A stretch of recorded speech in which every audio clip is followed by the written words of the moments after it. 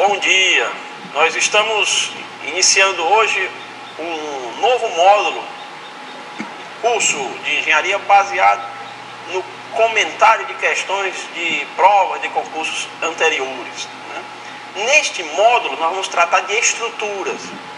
O módulo está compartimentado em 3 blocos, vamos dizer assim. Um bloco dedicado a questões de resistência de materiais, resistência dos materiais. Um segundo bloco atinente a questões de análise estrutural, estruturas isostáticas e estruturas hiperestáticas. E um terceiro bloco que vai tratar de estruturas de concreto armado, algumas questões também de concreto protendido. Nós vamos procurar discutir e comentar aqui as questões nessa área de estrutura que sejam bem representativas dentro daquilo que a gente tem encontrado nas provas dos últimos concursos, né?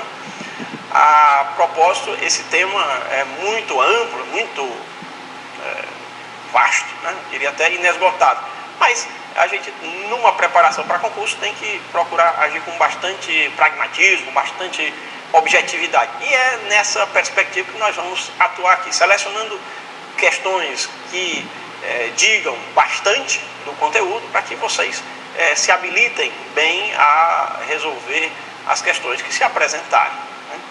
Nós vamos dar início ao nosso módulo trazendo questões de resistência dos materiais. E aí nós já vamos para a tela com a nossa primeira questão. Vamos a ela. Na tela, primeira questão de resistência dos materiais. Questão proposta pela Fundação Carlos Chagas, concurso de 2010 da Assembleia Legislativa do Estado de São Paulo. Uma barra de aço com uma área de seção transversal de 20 centímetros quadrados, com um comprimento de 2 metros, submetida a uma carga axial de tração de 30 kN, apresenta um alongamento de 0,15 milímetros. Note que é compatível, né, a solicitação de tração com o efeito que é o alongamento. O que a questão nos pede é o módulo de elasticidade. Na realidade, ele está se referindo aqui ao módulo de elasticidade longitudinal, que é o conhecido módulo de Yankee, né? Módulo de elasticidade longitudinal, que a gente costuma denotar pela letra E, ou módulo de Yankee. A relação fundamental, essencial, que precisamos aqui, é a da lei de Hooke.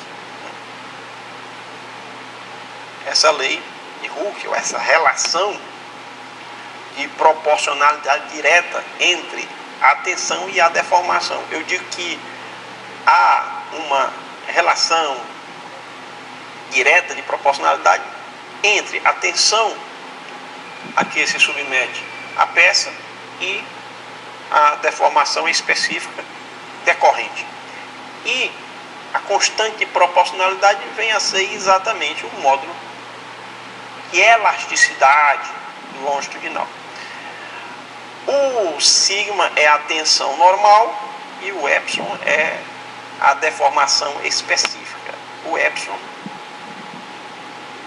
a gente pode expressar como variação no comprimento dividido pelo comprimento inicial.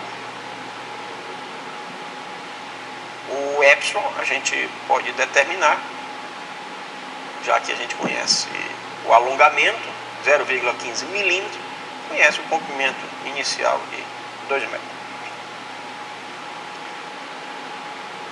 A propósito, a relação de Hooke, né, chamamos de lei de Hooke, né, ela só se aplica ao regime elástico. ou seja, enquanto a peça não tiver sofrido nenhuma deformação plástica irreversível. E graficamente eu posso representar aqui no eixo das abscissas a deformação específica, no eixo das ordenadas a tensão normal, e aqui essa reta. Enquanto estiver no regime elástico, eu tenho uma proporcionalidade direta. O módulo de elasticidade longitudinal está relacionado com a inclinação dessa reta. Eu posso dizer que é a tangente de alfa.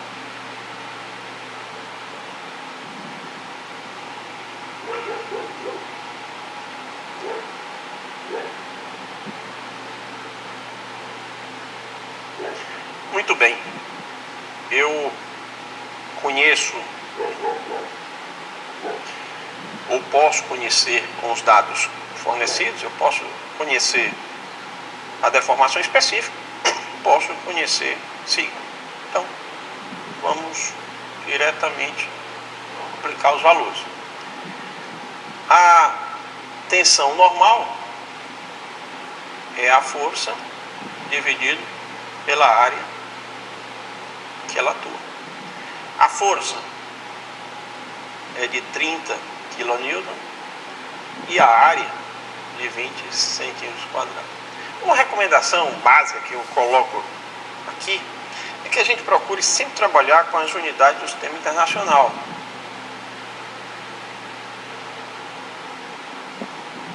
Aqui eu tenho força em quilonewton, eu tenho a área em centímetros quadrados.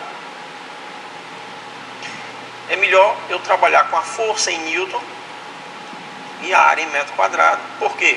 Porque quando eu dividir newton por metro quadrado, eu vou ter uma unidade denominada pascal. Daí a gente vai ter pascal, quilopascal, megapascal, gigapascal. É interessante para o manejo. Eu tenho aqui a área de 20 centímetros quadrados. Para transformar em metro quadrado é muito simples, né? 20 vezes 10 a menos 4 metros quadrados. Significa dizer que 1 metro quadrado corresponde a 10.000 centímetros quadrados, ou 10 a quarta centímetros quadrados. Muito bem. Quilo significa 1000, ou 10 a terceira, assim como mega,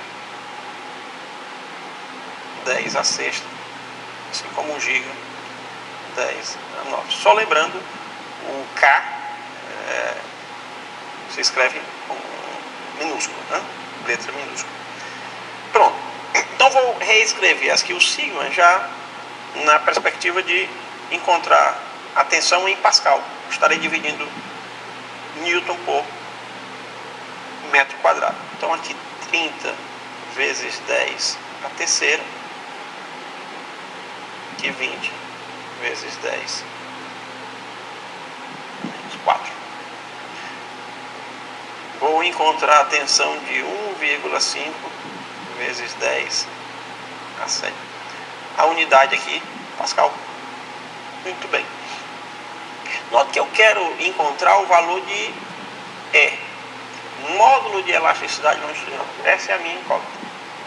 Mas para determinar o E, eu preciso conhecer também a deformação específica. Mas eu tenho os dados. O alongamento dividido pelo comprimento inicial. O alongamento de 0,15 milímetros, vou escrever em metros como 0,15 vezes 10 a menos 3, e comprimento inicial de 2 metros. Posso escrever isso aqui como sendo 7,5 vezes 10 a menos 5. Lembrando que a deformação específica é adimensional, não tem unidade. Por consequência, a unidade de E é a mesma unidade de tensão. Agora fácil, E é igual a sigma sobre epsilon. Vou escrever 1,5 vezes 10 a sétima, 7,5 vezes 10 a menos 5. Isso aqui vai resultar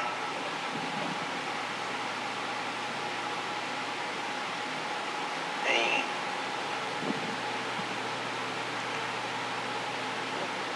2 vezes 10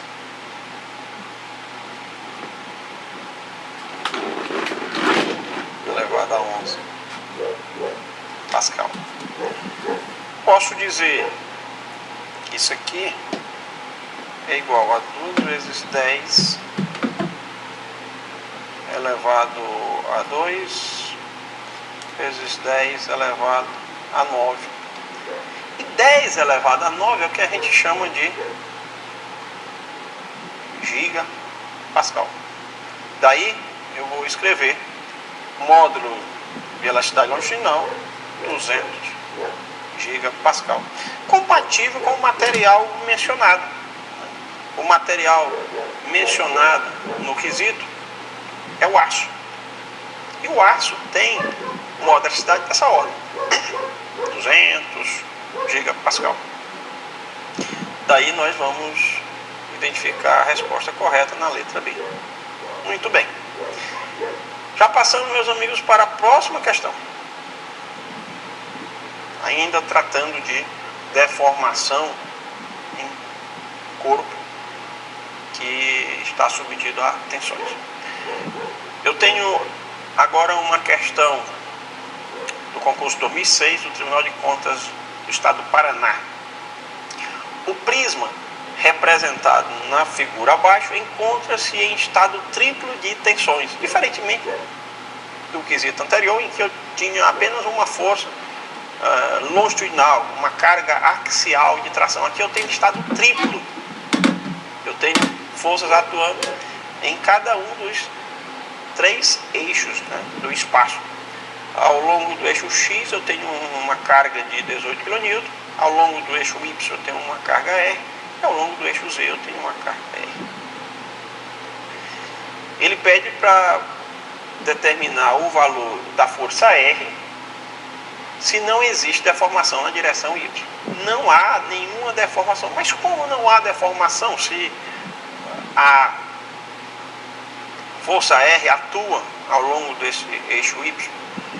Porque existe o coeficiente de Poisson, e o coeficiente de Poisson evidencia a relação entre a deformação transversal e a deformação longitudinal. A gente diz que a deformação específica na transversal dividido pela deformação específica na longitudinal, o coeficiente de Poisson sempre menor do que 0,5. Quando a gente aplica uma carga axial de tração numa barra, ao longo desse eixo longitudinal, a barra tende a sofrer um alongamento. E na transversal, ela sofre uma redução. Se, por outro lado, eu aplico uma carga compressiva nessa barra, a seção transversal tende a se ampliar. Para evidenciar esse fato, eu introduzo aqui um sinal negativo. E aqui está definido o coeficiente de Poisson. Então, qual é a deformação em X, qual é a deformação em Y, qual é a deformação em Z? A deformação em X depende da força que atua segundo esse eixo X, mas depende também das forças que atuam segundo os 2 outros eixos do triângulo. Vamos escrever aqui uma expressão que generaliza, né? Eu lembro que sigma é igual a E vezes epsilon. Então posso dizer que epsilon, deformação específica, é sigma dividido por E. Mas eu tenho ali sigma x, sigma y e sigma z. Qual é o epsilon resultante? É a soma. Eu tenho uma deformação decorrente de sigma x, tem uma deformação decorrente de sigma y, tem uma deformação decorrente de sigma y, segundo cada um daqueles três eixos. Então vamos escrever a expressão completa. Epsilon x é igual. Que é epsilon x? A deformação é específica ao longo do eixo x. Eu tenho isso em decorrência de sigma x, em decorrência de sigma y, em decorrência de sigma z. Em decorrência de sigma x, epsilon x vai ser sigma x dividido por E. Em decorrência de sigma y, vai ser menos o coeficiente de Poisson multiplicado por sigma y dividido por E. Em consequência de sigma z, ser menos o coeficiente de Poisson vezes sigma z dividido por E. Essa é a expressão de epsilon x. Para epsilon y, de forma bem semelhante, epsilon y é igual a epsilon y, a sigma y sobre E menos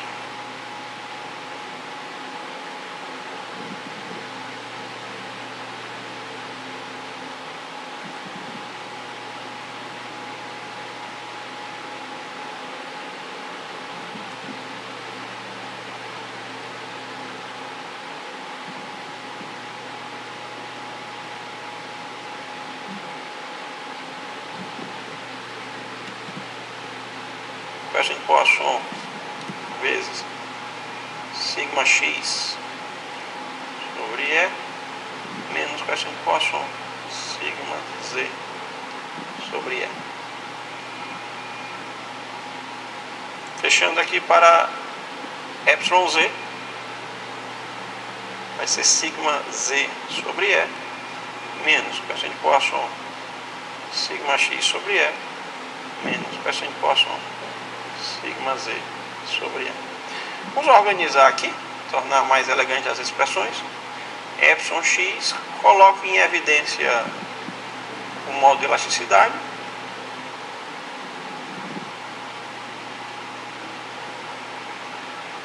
Vou colocar aqui em evidência o coeficiente de Poisson. E dentro do parênteses, as extensões segundo os outros dois eixos. Se eu estou calculando em x, dentro do parênteses aqui, eu considero as extensões segundo os eixos y e z. Epsilon y é igual a 1 sobre E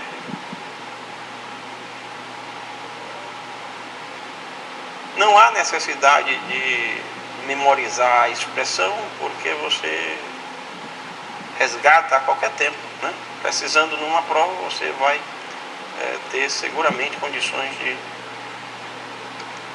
identificá-la. Então não se preocupem em decorar nada. Procure compreender a lógica das coisas. Uma expressão essencial, que a gente sempre tem que estar com ela em mente, é essa aqui. Aqui sim. Pronto. O que a questão estabelece que a deformação específica em y é igual a zero. E o que a questão pede? A questão pede que eu determine o valor de R. Eu vou dizer que isso aqui é zero.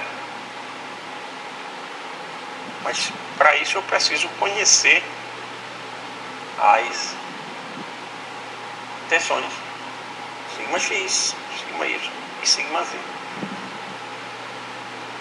Sigma x é a razão entre a força na direção x dividido pela área da seção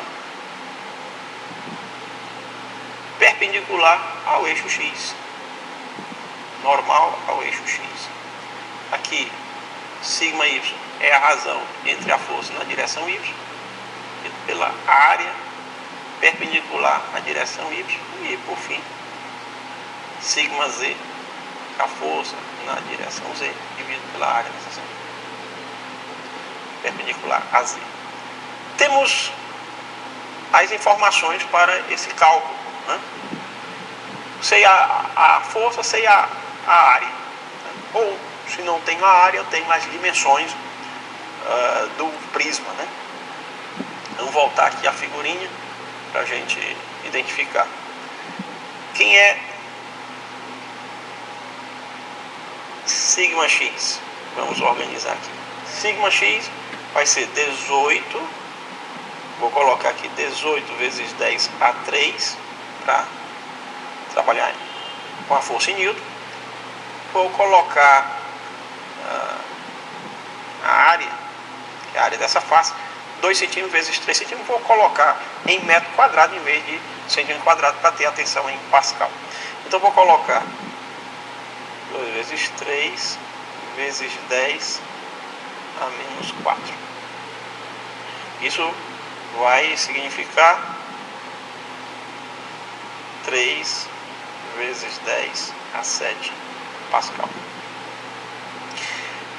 Vamos calcular sigma y. Sigma y vai ser R dividido agora por esta área, a área desta face, face que é perpendicular ao eixo y. Então vou escrever que a força é R, que é a nossa incógnita, e a área vai ser 3 vezes 4 vezes 10 a menos 4, porque eu estou transformando de centímetro para metro. Estou explicitando a área em metros quadrados em vez de centímetros quadrados. Isso aqui eu posso organizar melhor, R vezes 10 a quarta dividido por 12. E sigma z vai ser a força R, a minha área aqui, essa é esta, novamente aqui a força é R, a área vai ser 2 por 4 centímetros, então vou colocar 2 vezes 4 vezes 10 a menos 4, R 10 a quarta dividido por 8. Bom, eu tenho já as tensões, vou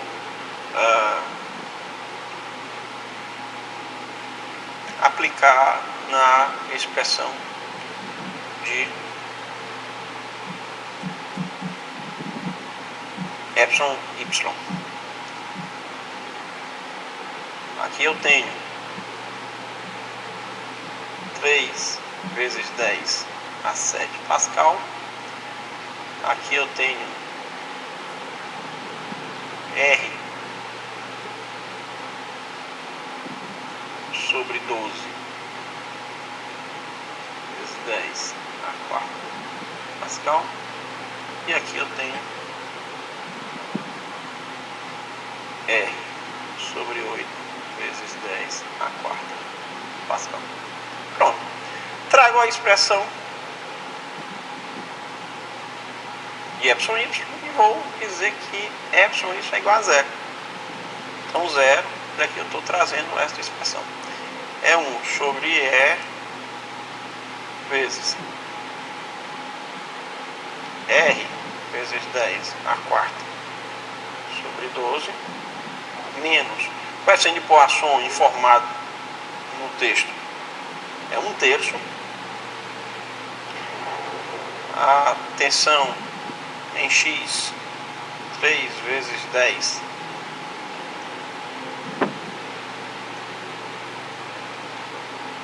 a sétima.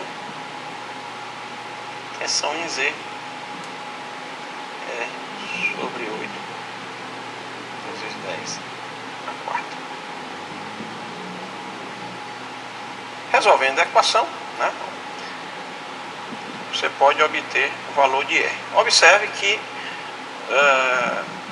o valor de E não interessa, né?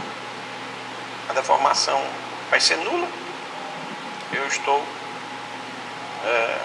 tendo indistintamente o valor de R, qualquer que seja o valor do módulo de elasticidade, considerando que este prisma é feito de um material isotrópico.